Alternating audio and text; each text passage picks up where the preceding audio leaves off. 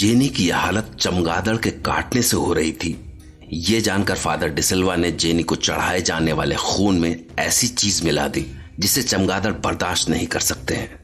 रुद्र को डर था कि इस वजह से जेनी की जान को भी खतरा हो सकता है, लेकिन न चाहते हुए भी उसने फादर की मदद की।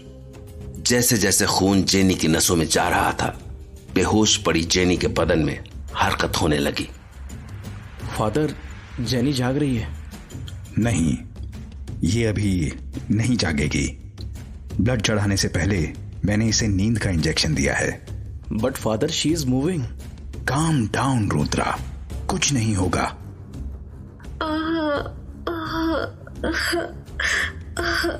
फादर, कुछ गड़बड़ है। ये ब्लड इसकी बॉडी को सूट नहीं कर रहा है। देखिए ये कैसे तड़प रही है। रुद्रा, इट्स ओके, कोई प्रॉब्लम नहीं है। लेकिन अगर तुम ऐसे पैनिक करोगे तो प्रॉब्लम क्रिएट हो सकती है। तुम जेनी के हाथ कसकर पकड़ो, वरना इसे चोट लग सकती है। फादर, आपने क्या किया? I want you, stop creating panic और get out of the room.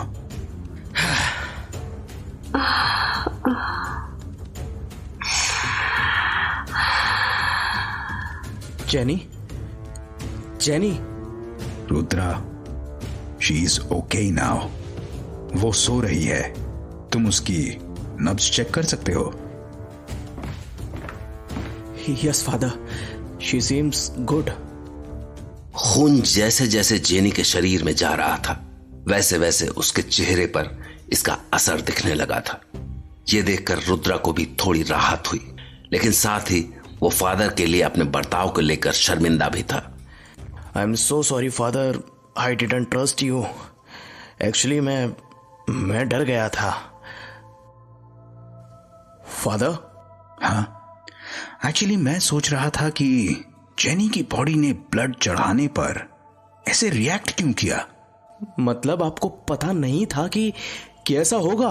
Father, आप रुद्रा, इट्स साइंस। हम अपने एक्सपीरियंसेस से नई बातों को समझते हैं। बट फादर, आप जेनी के साथ एक्सपेरिमेंट नहीं कर सकते। शट अप रुद्रा, तुम अभी भी कुछ नहीं जानते हो। जेनी की प्रॉब्लम जैसे दिखाई दे रही है, असल में उससे बहुत ज्यादा खराब है, और ये बात समझने में तुम्हें बहुत टाइम लगेगा। बट फादर, आप क्या कर रहे हैं? मुझे कुछ समझ नहीं आ रहा है। Rudra, listen, jenny is like my daughter, और मैं उसे कुछ नहीं होने दूंगा। अगर जेनी ने आज ब्लड चढ़ाने पर इस तरह से रिएक्ट किया है तो इसके पीछे भी जरूर कोई रीजन है, और शायद मैं उस रीजन को समझ पा रहा हूं। हमारा काम आसान नहीं है रुद्रा। अभी तो हमने चीजों को सीखना शुरू किया है, आगे पता नहीं क्या क्या सीखना बाकी है। कमिंग टू द पॉइंट, मैं अभी कुछ मालूम करने जा रहा हूं, लेकिन तुम्हारे ऊपर एक बड़ी जिम्मेदारी है। अगले कुछ दिन तुम्हें हर रात जेनी को मॉनिटर करना होगा। एक पल के लिए भी तुम जेनी को छोड़कर कहीं नहीं जाओगे। एंड वन मोर थिंग, हम उसका क्या ट्रीटमेंट कर रहे हैं इसके बारे में उसे पता नहीं लगना चाहिए। फादर, सब ठीक तो है ना? सवाल मत पूछो। आज की रात हम सभी के लिए काफी इंपॉर्टेंट है। मैं तुमसे कल मिलता हूं। Okay father.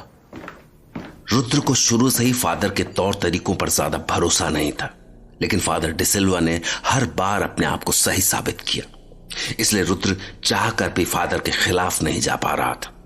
उसने जेनी को किसी बड़े डॉक्टर को भी दिखाने के बारे में सोचा था, लेकिन अब उसे लगने लगा था कि फादर डिसिल्वा जेनी को पूरी तरह सही कर देंगे। फादर के कहने के मुताबिक उस रात रुद्र जेनी के पास ही था। रुद्र, क्या कर रहे हो तुम? आज पूरी रात जागकर मेरी मॉनिटरिंग करोगे क्या? रियली? ऐसे क्या देख रहे हो?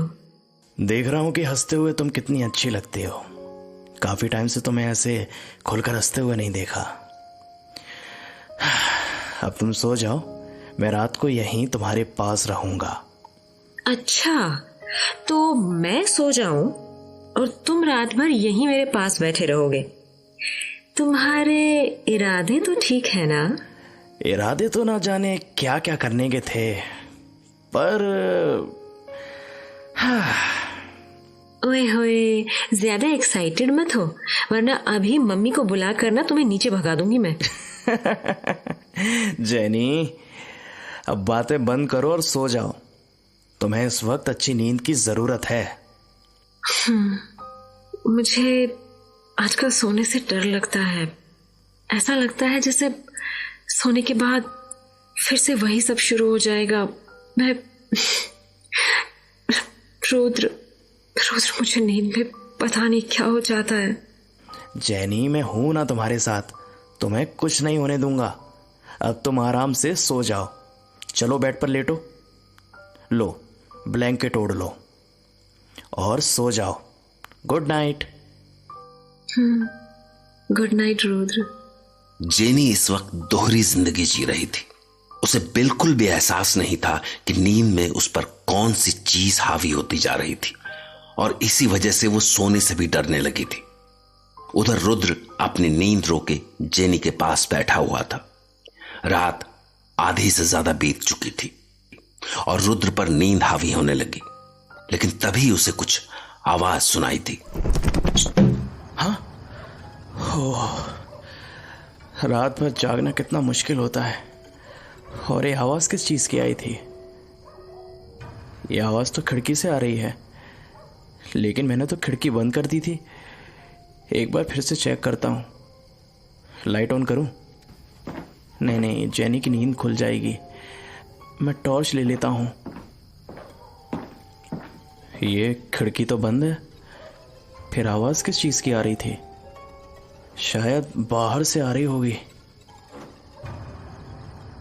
यार, रात को हर चीज की आवाज कितनी अजीब लगती है। हर आवाज डरावनी लगती है। और जेनी तो इस रूम में अकेली रहती है।